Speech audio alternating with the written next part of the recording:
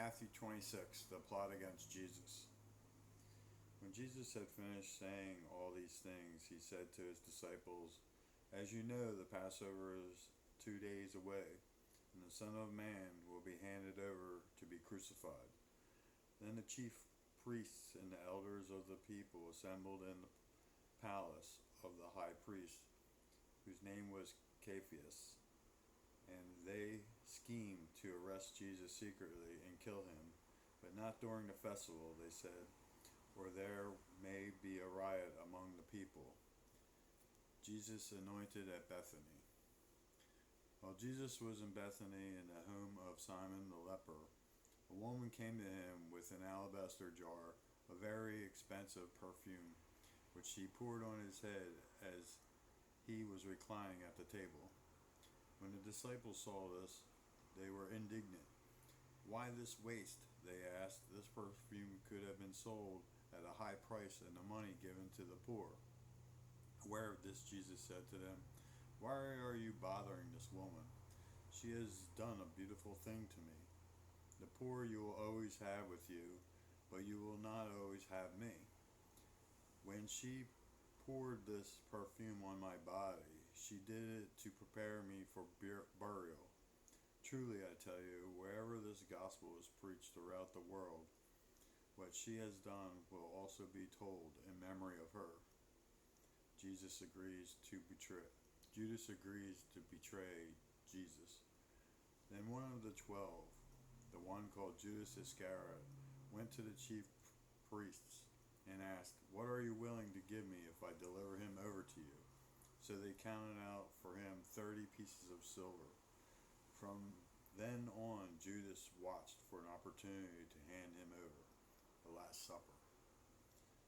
On the first day of the festival of unleavened bread, the disciples came to Jesus and asked, "Where do you want us to make preparations for you to eat the Passover?" He replied, "Go into the city to a certain man and tell him, 'The teacher says, my appointed time is near.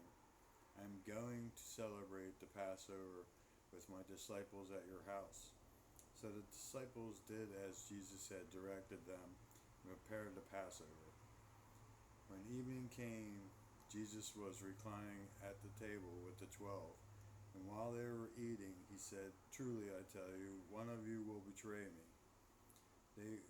They were very sad and began to say to him one after the other, "Surely you don't mean me, Lord." Jesus replied, "The one who has dipped his hand into the bowl with me will betray me. The Son of Man will go just as it is written about him, but woe to that man who betrays the Son of Man. It would be better for him if he had not been born."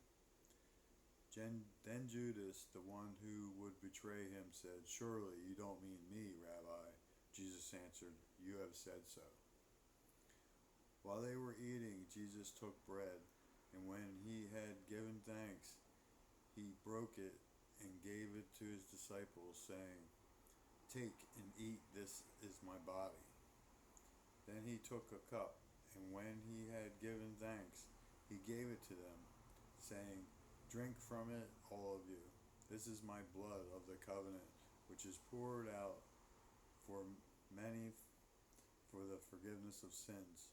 I tell you, I will not drink from this fruit of the vine from now on until that day when I drink it new with you in my Father's kingdom." When they had sung a hymn, they went out to the Mount of Olives. Jesus predicts Peter's denial. Then Jesus told them, "This very night you will all fall away on account of me, for it is written, 'I will strike the shepherd, and the shepherd of the flock will be scattered.' But after I have risen, I will go ahead of you into Galilee."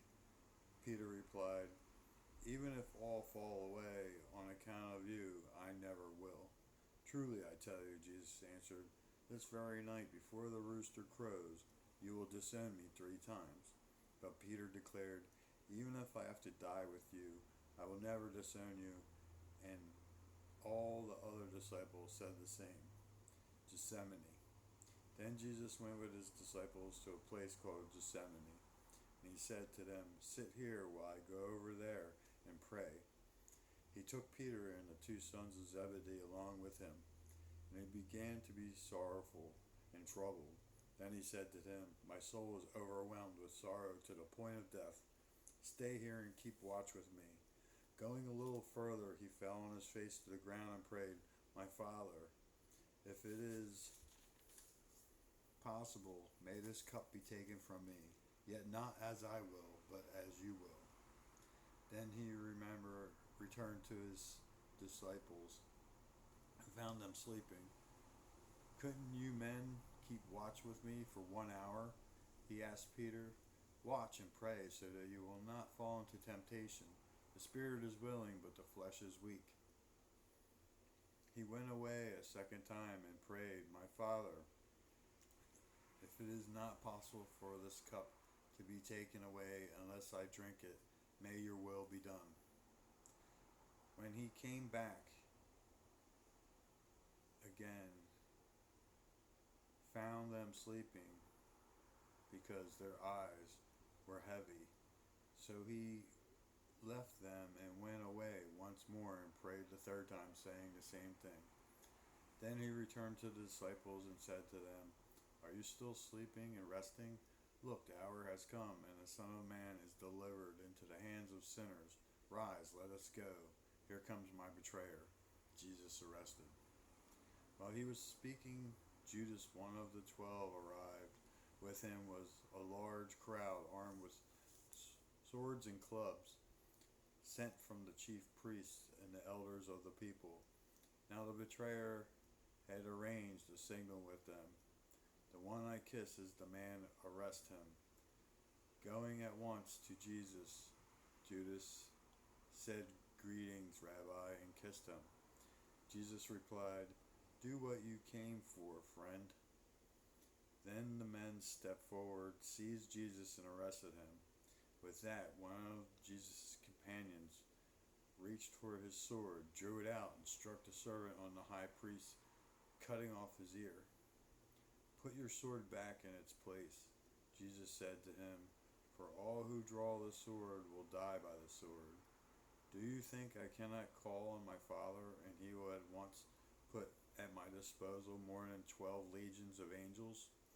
But how would the scriptures be fulfilled that say it must happen in this way?" In that hour, Jesus said to the crowd, "Am I leading a rebellion that you have come out with swords and clubs to capture me? Every day I sat in the temple courts teaching, and you did not arrest me. But this has all taken place that the writings of the prophets might be fulfilled." Then all the disciples deserted him and fled. Jesus before the Sanhedrin. Those who had arrested Jesus took him to Caiaphas, the high priest, where the teachers of the law and the elders had assembled. But Peter followed him at a distance right up to the courtyard of the high priest. He entered and sat down with the guards to see the outcome. The chief priests and the whole Sanhedrin were looking for false evidence against Jesus so that they could put him to death, but they did not find any, though many false witnesses came forward. Finally, 2 came forward and declared, "This fellow said, 'I am able to destroy the temple of God and rebuild it in 3 days.'" Then the high priest stood up and said to Jesus, "Are you not going to answer? What is the testimony that these men are bringing against you?" But Jesus remained silent. The high priest said to him, "I charge you under oath by the living God. Tell us if you are the Messiah, the Son of God." "You have said so," Jesus replied. "But I say to all of you, from now on you will see the Son of Man sitting at the right hand of the Mighty One and coming on clouds of heaven." Then the high priest tore his clothes and said, "He has spoken blasphemy. Why do we need any more witnesses? Look now, you have heard the blasphemy. What do you think?" "He is worthy of death," they answered. Then they spit in his face and struck him with their fists. Others slapped him and said, "Prophesy to us, Messiah, who hit you?" Peter disowns Jesus.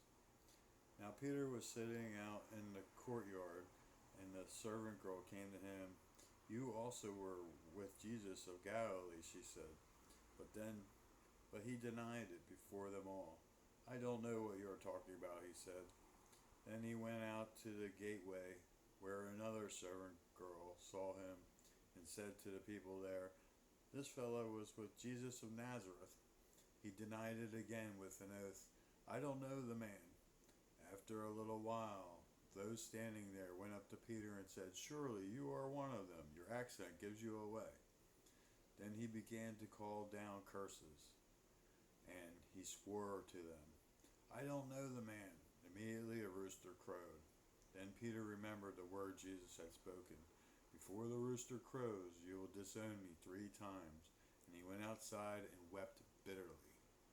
Matthew chapter 26.